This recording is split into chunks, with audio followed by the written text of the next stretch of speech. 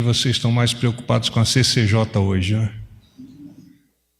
Mas nós temos coisas importantes, e a primeira delas eu gostaria, em nome da equipe do Gabinete do Porta-Voz, agradecer o feedback que vocês nos proporcionaram sobre o novo formato do nosso briefing. Nós queremos sempre nos mantermos abertos e recebendo as críticas, porque elas vão fortalecer, primeiro, o nosso relacionamento, mas vai principalmente fortalecer a forma como nós vamos construir a maneira como o presidente Bolsonaro há de relacionar-se com a imprensa. Então, por favor, continuem colocando as suas percepções, que elas são muito importantes. Então, hoje pela manhã, nós tivemos a reunião do Conselho de Governo. Ela teve início às 8h15 no Palácio da Alvorada. Vários de vocês estavam lá. Por certo, também se colocaram em posição de reverência à nossa bandeira. Alguns ministros fizeram apresentações sobre as suas atividades e nós gostaríamos de destacar algumas dessas apresentações. O ministro da Infraestrutura, o Tarcísio de Freitas, ministro Tarcísio de Freitas, na reunião que ele teve com representantes dos caminhoneiros, ele colocou ao colegiado que ficou bastante satisfeito com o apoio da categoria à nova Previdência, porque vê nela, essa categoria vê na nova Previdência uma saída para ampliação de negócios, do trabalho e do próprio transporte. O Ministério da Cidadania, na pessoa do seu ministro, o ministro Osmar Terra, comentou sobre o programa Criança Feliz. É o maior programa do tipo em escala no mundo. Este programa está entre os 15 finalistas do WISE Awards, um dos maiores prêmios sobre educação no mundo. Ele promove o desenvolvimento integral das crianças na primeira infância. Inclusive, o ministro passou alguns vídeos fazendo comparações entre mães ou famílias que têm os seus bebês com um crescimento, um amadurecimento natural, e aqueles que têm dificuldades, inclusive, sob o ponto de vista nutricional. Depois, um pouco mais adiante, vê-se uma diferença bastante significativa entre as crianças. Ele comentou que 2.516 municípios já estão com essa visita iniciada. Então, é uma ação do governo bastante interessante que nós gostaríamos de iluminar para que vocês, em havendo interesse, aprofundassem o tema. Ele citou também um programa chamado Estações Cidadania. São módulos que serão entregues a diversas prefeituras, com a seguinte estrutura: um ginásio de esporte, uma pista de atletismo, campo de futebol, cine-teatro, centro de convivência de idosos, centro para crianças com deficiência, parceria com a APAI, biblioteca, salas para capacitação profissional. Um outro ministro que apresentou algumas considerações foi o ministro Gustavo Canuto, do Ministério de Desenvolvimento Regional. Ele indicou que estão previstas 10 entregas do projeto Minha Casa, Minha Vida nos próximos 3 meses, em diversos estados. Ele citou o Pará, o Mato Grosso, São Paulo, Minas Gerais, Amazonas e Rio Grande do Sul. Em algumas dessas entregas, o nosso presidente far-se-á presente. Maiores detalhes sobre as informações aqui destacadas podem ser obtidas junto às assessorias de comunicação dos respectivos ministérios. respondendo algumas das perguntas que nos foram elevadas. Agenda do senhor Presidente da República, visita do governador do Estado de São Paulo, questão CEAGESP. Então, estudos para passar a gestão do negócio e não patrimônio para o Estado de São Paulo. Com relação à privatização do Porto de Santos, ainda encontra-se em fase de estudos. Viagens citadas pelo senhor governador em relação ao nosso presidente. Elas estão em fase de planejamento e algumas delas não estão confirmadas. Mas há, naturalmente, até porque elas foram citadas pelo nosso presidente, o interesse de nos fazermos presentes em alguns desses países. Um outro tema que nós gostaríamos, na verdade, o senhor presidente gostaria de colocar um ponto final, é essa discussão entre o senhor, essa pretensa discussão entre o senhor vice-presidente e o vereador Carlos Bolsonaro, que é filho do nosso presidente. Então, de uma vez por todas, o presidente gostaria de deixar claro o seguinte: quanto a seus filhos, em particular ao Carlos, o presidente enfatiza que ele sempre estará ao seu lado. O filho foi um dos grandes responsáveis pela vitória nas urnas, contra tudo e contra todos.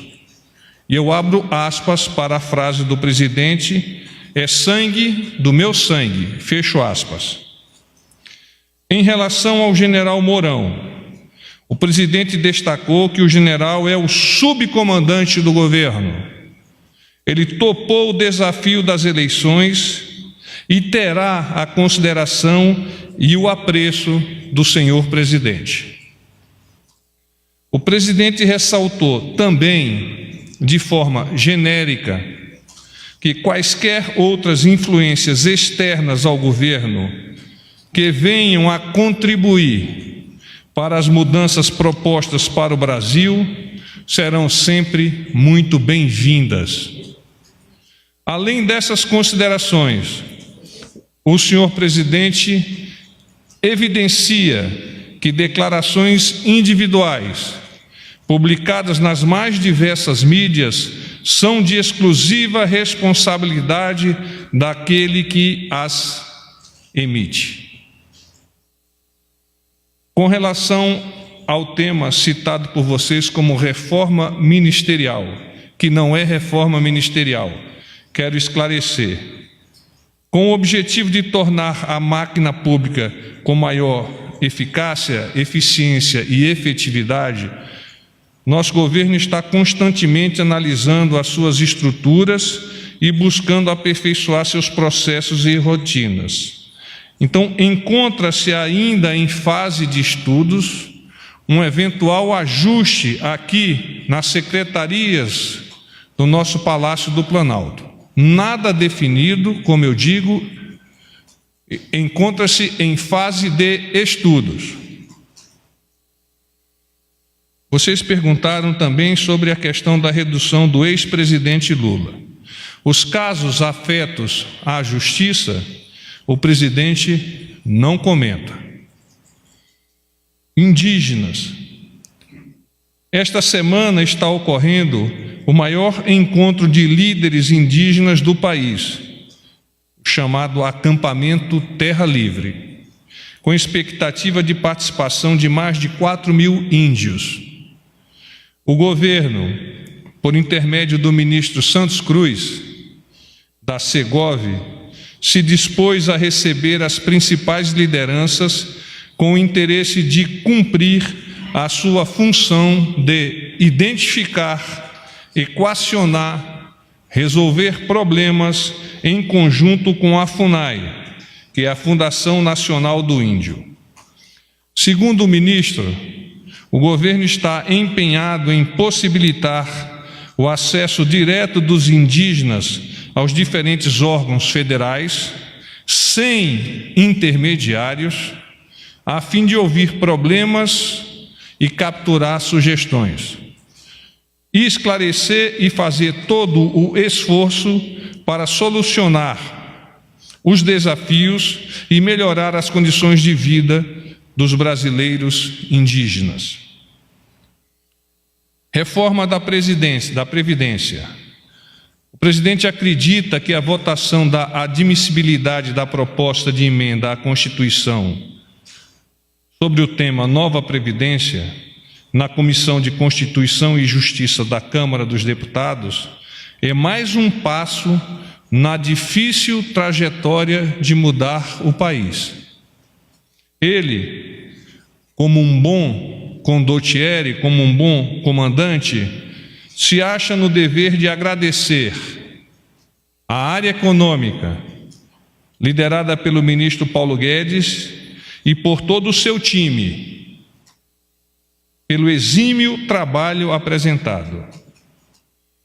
Também gostaria de fazer referências àqueles integrantes do governo que lideram as bancadas na Câmara, no Congresso, no Senado, ou que participam mais diretamente na condução da nova Previdência e nos ajustes da nova Previdência, passando agora pela Comissão de Constituição e Justiça e sendo em seguida apresentada à Comissão Especial. O governo sabe que enfrentará ainda fortes resistências corporativas e políticas, mas essa pauta transcende a questão de governo. Nós estamos convencidos de que os eventuais sacrifícios serão transformados em benefícios duradouros para as gerações que venham a suceder-nos. Eu abro a possibilidade de pergunta agora para vocês. Boa noite, porta-voz. Pedro, da Agência Brasil. Como vai, Pedro? Tudo bem. Porta-voz, é só sobre... Porque o governador João Dória foi muito preciso na questão das datas das viagens do presidente, dessas viagens internacionais, citando a China e Nova York, que agora com o presidente vai ser agraciado lá com uma homenagem. É isso, 13 a 15. Eu queria insistir nessas datas. E de 3 a 10 de agosto para a China... Eu não posso confirmá-las, mas posso adiantar, particularmente a de Nova York, que a faixa temporal é praticamente essa que você está vocalizando. Eu queria entender melhor, porque o senhor falou assim, en passant, mas a questão dessa transferência da CEAGESP do governo federal para o governo do estado. O que é exatamente? O governo vai transferir a gestão e não o patrimônio? Transfere a gestão, mas o patrimônio permanece com o governo federal. Mas tudo ainda em fase de estudo. Tá bom, acho que...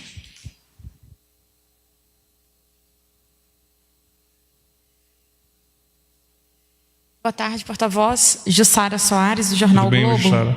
Tudo bem. Porta-voz, ainda sobre a questão envolvendo o filho do presidente e o vice-presidente, Hamilton Mourão, o presidente ele fez alguma menção de que o senhor fala em pretensa discussão, mas os tweets têm sido frequentes nas redes sociais. De alguma forma, essas menções nas redes sociais, elas atrapalham o governo, porque hoje passou-se o dia inteiro falando sobre isso. Queria saber se o presidente mencionou sobre isso, se isso de fato atrapalha o governo. E a minha outra dúvida é se o presidente também mencionou o pedido de impeachment que foi protocolado pelo o vice-líder do governo, Marco Feliciano. O pedido de impeachment para o general Mourão. Queria saber se ele mencionou isso também e se o presidente, minha outra para finalizar, vai tomar alguma medida em relação ao Carlos para ele pedir que ele deixe de se manifestar nas redes sociais e tenha uma postura mais dentro. As considerações sobre este tema são aquelas já elencadas para vocês por meio desta nota.